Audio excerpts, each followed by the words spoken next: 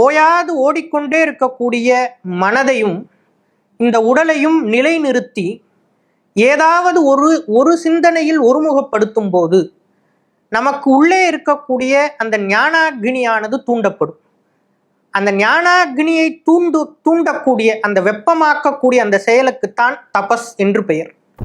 நம்முடைய சாஸ்திரங்கள் நாம் அனுபவிக்கக்கூடிய நிலைகளை பிரித்து சொல்கிறது. ஜாகிரது, ஸ்வப்னம், சுஷுப்தி, துரியம், துரியாதீதம் என்று 5 நிலைகளாக நம்முடைய சாஸ்திரங்கள் பிரித்து சொல்கிறது. இது என்ன 5 நிலைகள்? இது ஏதோ புரியாத பெயர்கள் போல் இருக்கிறது என்றால், இந்த பெயர்கள் வேண்டுமானால் நமக்கு புரியாமல் இருக்கலாம். ஆனால் இந்த நிலைகளை நாம் அன்றாடம் அனுபவித்து கொண்டு வருகிறோம். மகான்கள் உணரக்கூடிய ஒரு விஷயம், நாம் பார்க்கக்கூடிய இந்த வாழ்க்கையானது அதுவே அவர்களுக்கு ஒரு நெடுங்கனவாகத்தான் தெரியும். நாம் நினைக்கக்கூடிய விஷயம், நாம் விழிப்பு நிலையில் இருக்கிறோம், பின்பு கனவு காண்கிறோம் என்பது நம்முடைய நோக்கம். ஆனால் அவர்களுடைய மகான்களுடைய நிலை என்ன என்றால், அவர்களுக்கு இந்த வாழ்வே ஒரு பெரிய கனவாகத்தான் தெரியும். இதை சாஸ்திரங்கள் தீர்க்க சொப்னம் என்று குறிப்பிடுகிறது.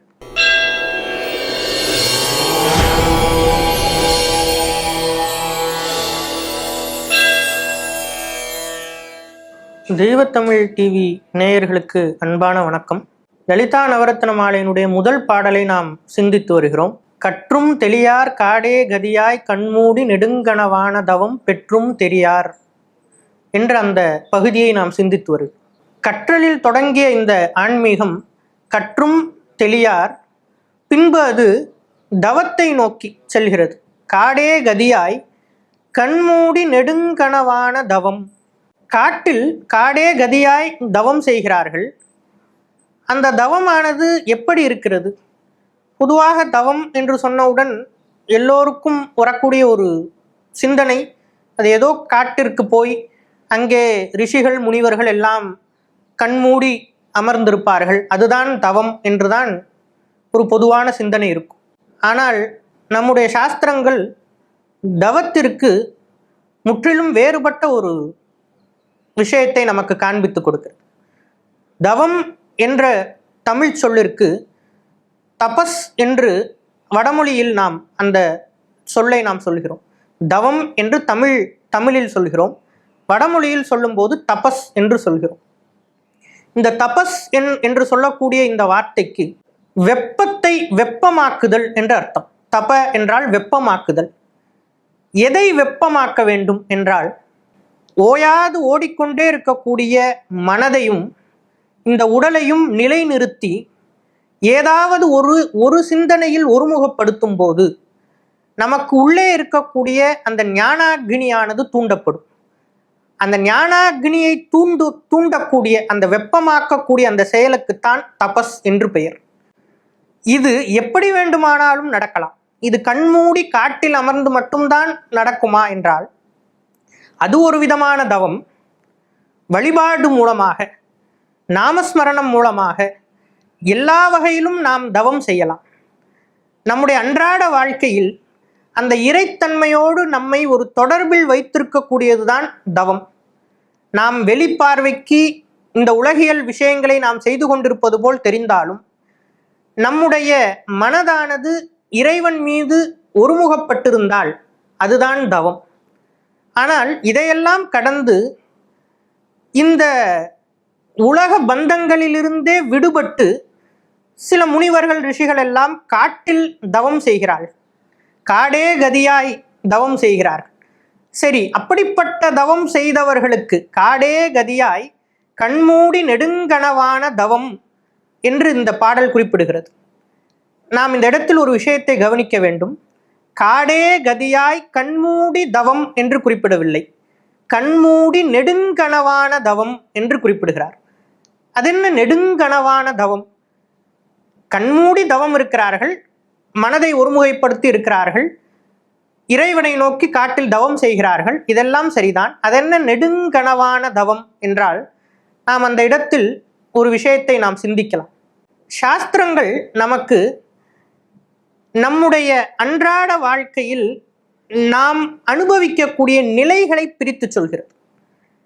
இந்த லலிதா நவரத்ன மாலையை பொறுத்தளவு ஒவ்வொரு பாடலை நாம் சிந்திக்கும் போதும் சில பாடல்களில் சில தத்துவார்த்தமான விஷயங்களை சிந்திக்க வேண்டி வரும், சில பாடல்களில் யோக மார்க்கமான சில விஷயங்களை சிந்திக்க வேண்டி வரும், சில பாடல்களில் புராணங்கள் தொடர்பான விஷயங்களை சிந்திக்க வேண்டி வரும், சில பாடல்களில் முற்றிலும் பக்தி பூர்வமாக சிந்திக்க வேண்டும்.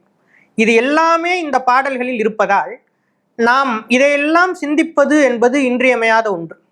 அந்த வகையில் இந்த நெடுங்கனவான தவம் என்பதை நாம் சிந்திக்கும் போது நாம் தத்துவார்த்தமாக சில விஷயங்களை இங்கே சிந்திக்கிறோம்.